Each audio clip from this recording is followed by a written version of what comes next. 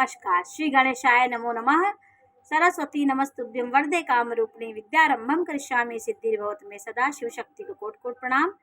मेरे श्रोतागण, मैं आपको श्री कृष्ण जी की कुंडली के विश्लेषण के बारे में थोड़ी सी जानकारी आपको देने जा रही हूँ कि श्री कृष्ण जी का वृष लग्न थी। वृषभ लग्न वाला व्यक्ति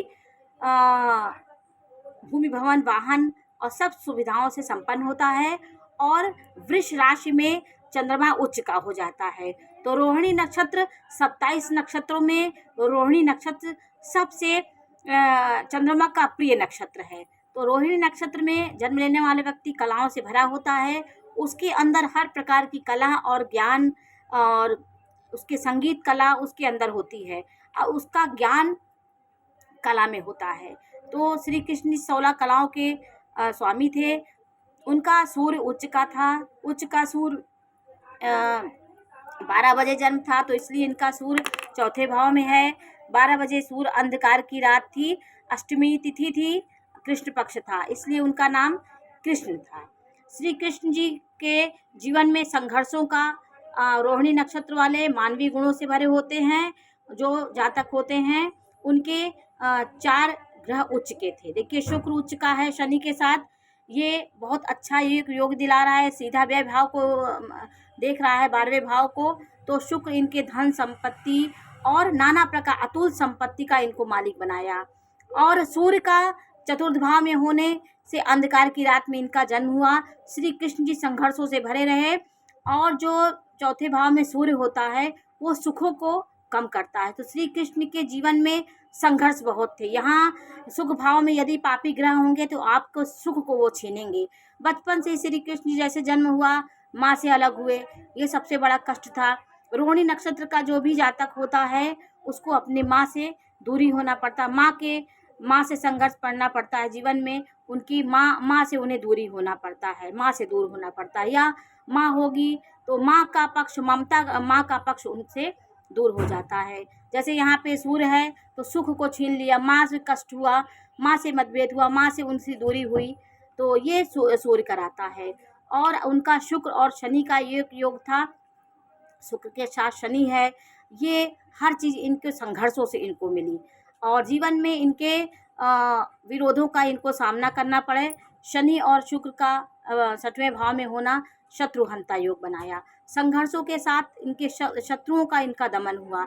इन्होंने इनके जो भी शत्रु थे, इन्होंने कंस को, बड़े बड़े राक्षसों को, शिशुपाल को इन्होंने मारा और जीवन में प्रसिद्धि प्राप्त की। 10 नंबर का उच्च का मंगल इनको शस्त्रधारी बनाया। इनको शास्त्र कला में निपुण बनाया। मंगल उच्च का होगा तो जातक बहुत विराट, बहुत वीर, बहुत सबके परोपकार करने वाला और उसके अंदर ऊर्जा बहुत होगी, ऊर्जा से भरपूर होगा और ज्ञान से श्रीमद् भगवत गीता का उपदेश देने वाले। 12 नंबर की राशि में गुरु था।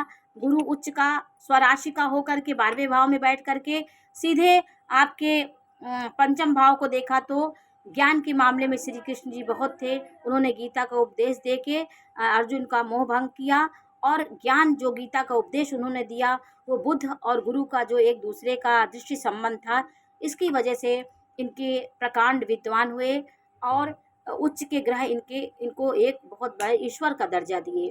तो श्री कृष्ण जी लोक कल्याण के लिए धरती पे जन्म लिए और शत्रुओं का संहार करने के लिए इनके जीवन में रोहिणी नक्षत्र का व्यक्ति चंद्रमा से प्रभावित होता है, कोमल भावनाओं का होता है, लेकिन इनके शत्रुओं का ये दमन करने वाले व्यक्ति होते हैं और दृढ़ व्यक्ति थे और हर चीज़ को कर्तव्य की तरह करते थे।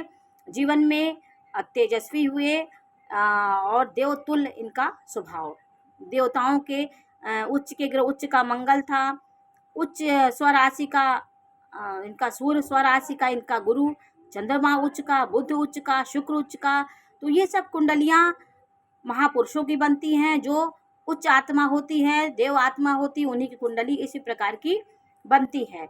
श्री कृष्ण जी बहुत परोपकार के लिए धरती पे शत्रुओं का हनन करने के लिए उनका जन्म हुआ था। मंगल उच्च के होने से इन्होंने राम का भी मंगल उच्च का था, राम का कर्क लग्न थी और 10वें भाव में उनका मंगल था, वो मंगली थे।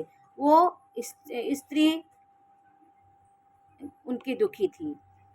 तो मंगल होगा आपका सप्तम भाव, वैवाहिक जीवन आपका कष्टमय होगा। लेकिन श्री कृष्ण का उच्च का शुक्र था, वो स्त्रियों से घिरी रहे, नारी शक्ति उनकी मदद की। नारी शक्तियाँ श्री कृष्ण को बहुत मदद की, क्योंकि शुक्र लक्ष्मी होते हैं। शुक्र का उनके जीवन में बहुत प्रभाव था और जीवन के अनेक संघर्षों को पार करते करते भगवान श्री कृष्ण जी धरती पे आज भी वो अमर हैं, चिरंजीव हैं। श्री कृष्ण जी चिरंजीव हैं। आज भी उनका जितना उनकी पूजा उनका पाठ होता है और वो आज भी साक्षात रूप में प्रेम के रूप में श्री कृष्ण का माना जाता है। जितने श्री कृष्ण जी की पूजा होती है धरती पे, देश विदेश हर जगह श्री कृष्ण जी को माना जाता है, क्योंकि कलयुग में वो ही प्रेम के प्रति सच्चे प्रेम के वो मूर्ति हैं। श्री कृष्ण आज भी आज उनका रोहिणी नक्षत्र में जब चंद्रमा जाएगा तो श्री कृष्ण जी का जन्म मनाया जाता है और श्री कृष्ण जी का भव्य उत्सव मनाया जाता है। और श्री कृष्ण जी हमारी धरती पे हर रूप में, जिस रूप में आप उनको याद करिए, जिस रूप में उनको, वो रूप में आपके सामने प्रकट होकर आपके कष्टों का निवारण करते हैं। तो श्री कृष्ण की कुंडली संघर्षों से भरी रही। जीवन में उन्होंने हर विरोधों को सामना करते करते, शत्रुहंता योग था, इसलिए जीवन के संघर्षों को उन्होंने पार किया। जीवन के बहुत उतार चढ़ाव जीवन में रहे। उच्च का चंद्रमा आपके विलक्षण बुद्धि आपको देता है, विलक्षण बुद्धि वाले थे, संघर्षों से भरे हुए, हर चीज में वो संघर्ष उनके जीवन में रहा। तो उच्च का सूर्य, उच्च का चंद्रमा, उच्च का बुध था और शुक्र भी उच्च स्वराशि का 7वें नंबर में, मंगल उच्च का, गुरु उच्च का।